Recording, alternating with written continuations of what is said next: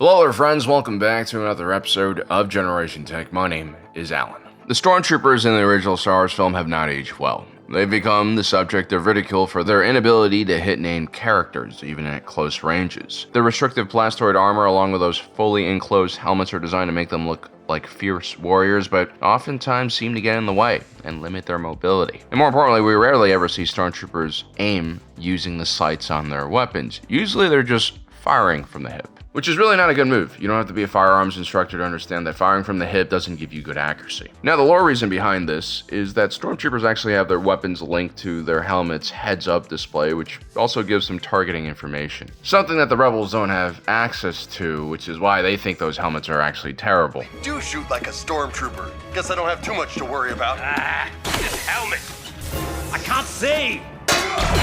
But again, because of the way they hold the E11 at their hip, it seems like most Stormtroopers don't actually know how to properly brace their weapons or support it enough to keep it stable while firing. So what's the reason behind this? Well, to really understand that, we have to take a look at the real-life weapon that the E11 is based on, and the real-life soldiers who use that weapon, because I was actually surprised by this. These Stormtroopers might not be holding these weapons in a completely terrible way.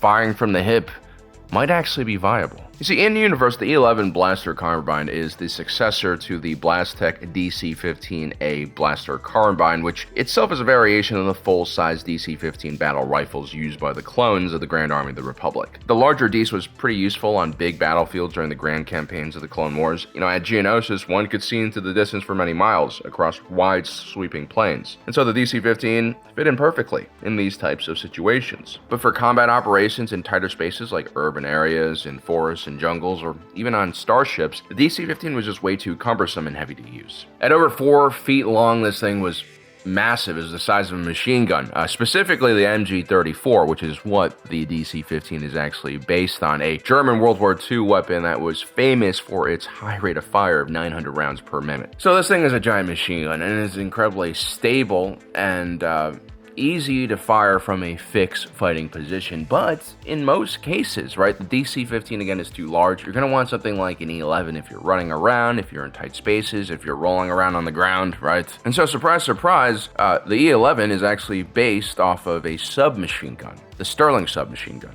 So the DC-15 is going to be a lot more stable.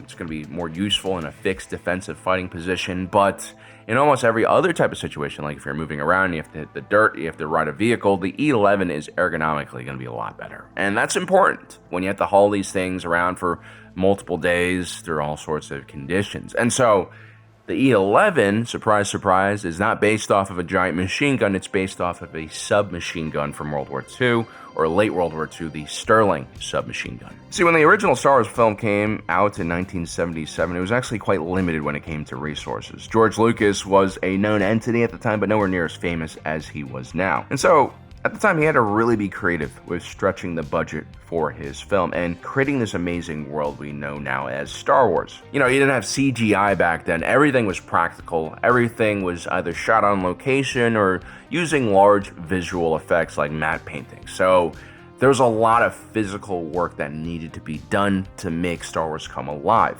So one way Lucas was able to save money was, instead of hiring designers to make weapons props from scratch, a very expensive process, he simply contacted a UK prop house known as Bapty & Co. Now, Bapty started out like 100 years ago as a firearms weapons trader for the rich and privileged. Like upper class British society, they love their tradition, their collections of ancient weapons from around the world. At one point, Bapty started getting jobs from local theater productions. What they wanted were mainly blank firing weapons that could be used in these types of performances. And what started out as a side gig turned into basically their main operation. I mean, they would become one of the most famous prop weapon houses in Europe. They've worked on everything from Indiana Jones to the Christopher Nolan Batman series to Alien, Hellboy, Eagle, and Les Mis. So yeah, not only do they have firearms, they also have armor, shields, and helmets. I would really love to check out that prop house one day, just walk through it and hear some of the armor's tell me stories about what each piece was. I mean, they've made some really iconic weapons. I personally really like entrenching tools for some reason. I don't know. But anyway, Lucas wanted firearms for his production that looked strange and unique in their own way so that they could be passed off as futuristic. Like we had the Lewis gun here, an earlier machine gun with a water-cooled sleeve around the barrel that was turned into the T-21 light repeating blaster. Submachine guns were a relatively new phenomenon at the time. They basically had the internal mechanisms of a machine gun, but instead of firing that larger round, you're firing a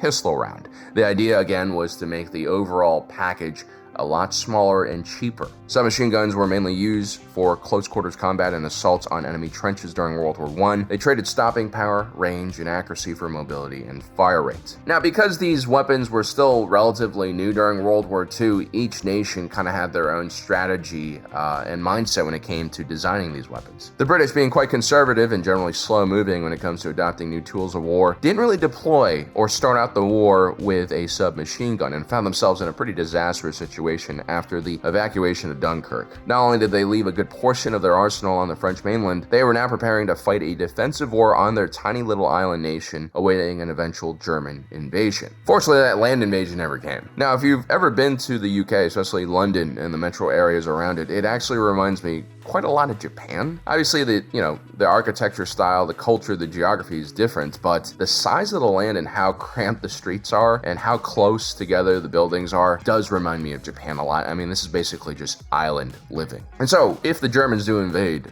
the UK, they're gonna be fighting through a lot of built-up urban areas, right? Now, thankfully, Churchill and the stoic British people said few to the Nazis and held on as the last bastion of freedom in Europe, until us Americans got our heads out of our asses and entered the war. We had a lot of isolationists in the country back then as well, along with some Nazis. Anyway, the British, facing this terrible situation, finally decided that, hey, having individual automatic weapons was a good idea for the island's defenders. Now, they had a few options available for them. The United States was sending over Thompson machine guns. Now, back then, the United States was basically the China of the world. We had massive amounts of raw resources. We had a huge growing population, and we had a very robust manufacturing sector that was just taking off. And the Thompson machine gun was really a great example of American manufacturing might. I wouldn't say it's like the best submachine gun of the war, but it was definitely the most expensive and feature-filled. It fired a much heavier 45 ACP round, good stopping power. It's also a very stable platform for a submachine gun. It was a lot more comfortable to fire, had plenty of contact points, good ergonomics. They also had that crazy drum magazine in the first shipment for the Brits. The only problem was that these things weighed more than 10 pounds empty and could cost like $200 per unit at the time, although the price would go down as the war progressed, and we got the more streamlined M1A1. The British went into a completely different direction with their submachine gun when compared to the Americans. Well, first, the Americans had designed the Thompson machine gun like right after World War I, and it was not really battlefield tested, right? It was definitely a peacetime kind of weapon. The British needed something that fit their needs and limitations. Again, active war zone, they're an island nation with limited resources. One of the cool things about this time in history was the world was like far less connected, and so you had a lot of like domestic arms industries that were creating very new weapons that were very unique, and so the culture of each nation really informed a lot of the design choices, whether it was like small arms, tanks, or aircraft. Every nation had very unique ideas and principles that were informed by their culture. And the Brits, well, they didn't have American excess. Instead, they built the submachine gun that they needed desperately at the time, while they were surrounded by Nazis on a tiny little island without much resources. The Lancaster would eventually be replaced by the famous Sten gun, which in turn would turn into the Sterling submachine gun that would be turned into the E11. Take a look at this design. Now, the Lancaster, the Sten, and the Sterling, all of these submachine guns share the same lineage. This is why they all have this feature here with the side magazine, which ergonomically makes it easier for soldiers to fire from a prone position. These submachine guns were all very minimalistic. They were made out of cheaper materials, and they were made with cheaper manufacturing process. Most of the parts on this weapon were made out of stamped steel. Like only the barrel and the bolt was probably made out of higher quality steel that could last longer. And so as a result, something like the Sten gun only weighed around 7 pounds, and get this, it only costs around $10 to make. So it's 3 pounds lighter than the Thompson machine gun and 20 times cheaper. That's insane. Plus, these British guns chambered the 9mm Parabellum, commonly used by German pistols and SMGs. Actually, the stun gun could even use captured German MP40 magazines as well. For those of you guys who play Fallout, the stun gun is the pipe gun, right? It's designed to be so easy to build that even after an apocalypse, you could basically assemble it anywhere at home using your local shop. As a matter of fact, a lot of partisans would receive these submachine guns in pieces, and they would then assemble them in their garage or in a bike workshop. And so, yeah, the stun gun was dropped from airplanes in the thousands for people who wanted to resist the Nazis to use. The European continent also had much more relaxed gun laws at the time, like more people hunted, I guess, back then. The stun was perfect for partisans to use because there were really no complicated parts on it.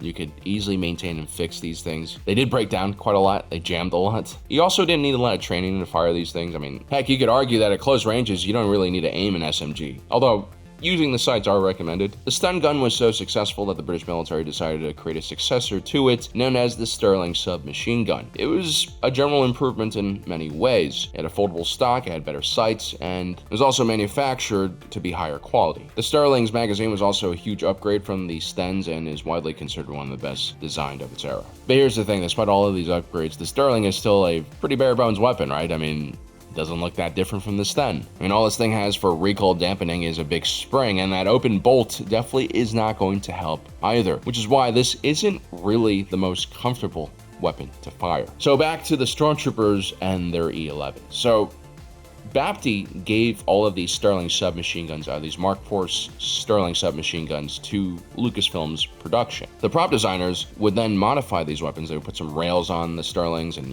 they fitted a Sherman tank scope on many of them. That's actually not a rifle scope. And they also cover up the magazine receiver with some pieces here and there. And also the shoulder stock is usually folded underneath the E11, giving it its telltale look. Overall, it was a pretty cool little design. But I have to say, back then, the movie industry was nowhere near as complex and matured as it is today. You just didn't have as many military advisors, firearms advisors, martial arts advisors on set. And so, yeah, action can sometimes look a little janky on screen. And the actors who were hired to play all the Stormtroopers were just extras hired by a local talent agency. So unlike in Rogue One, where most of the troopers on screen, including a lot of the extras, had gone through some minimal military training, these Stormtroopers were just civilians. So imagine all these actors being handed a Sterling submachine gun, something they might have never held before. These things are ergonomically just weird. Even if you've fired firearms before with that folding stock, it's not going to be comfortable for most people to hold. On top of that, these actors are going to be wearing all of that plastoid armor, that helmet, which is really going to make it impossible to aim down the sights. Plus, in that opening scene on the Tantive 4, they actually use blanks on the weapons to give the, Sterling guns a little bit more flash and recoil. And I imagine that just made things even worse. Heck, I wouldn't want that thing next to my head when I'm firing it, especially without like earplugs or something like that. And so it kind of makes sense why these actors would be firing this thing from the hip. But then I started taking a look at some like World War II training manuals and videos. I couldn't find one specifically for the Sterling, but I did find one for the Thompson machine gun. And lo and behold, firing from the hip was a legitimate support position that was used by instructors. It wasn't just some kind of Rambo thing we see in Hollywood movies. And this technique involved putting the stock of the SMG not on your hip, but actually on your belly button. The idea is to use your arms mainly for support and steadying the weapon, and you actually aim by rotating your body. This, in theory, should give you more accuracy. I know these guys kind of look like idiots, but remember, guys, during this time, the majority of military forces in the world were made up of non-professional conscripts. Plus, you had entire countries training like a significant portion of their male population within months for this massive conflict. So training back then is nowhere near as complex as it is today. And, this hip firing technique was supposed to be used when advancing on enemy forces or in close quarters situations. This is just how people were taught to assault positions back then. They were taught to be aggressive in overall enemy positions with heavy firepower. So again, accuracy was not that important. It was all about getting as many rounds downrange in a controllable fashion as possible. And so I guess such techniques like hip firing for a submachine gun is very easy to teach a bunch of actors who might not really know what they're doing. But these are British actors, so I'm guessing at least a few of them might have served in the military, and might have passed on that information to the rest of the Stormtroopers. Who knows? Combine that with the Sterling's less than comfortable ergonomics and the clumsy Stormtrooper helmets, this might be the real reason why Stormtroopers mainly fire from the hip. It just makes sense, and there were really no other ways to hold these things. So guys, I hope you enjoyed today's video about the Sterling submachine gun and the E11. As you can tell, I do like history, World War II history sometimes, so I love squeezing that in whenever I can. Well guys, I hope you enjoyed today's video. Don't forget to subscribe and hit that notification button down below so you don't miss out on the rest of our awesome content. As usual, my name is Alan, reminding you that my allegiance is to the Republic, to democracy. I'll see you next time.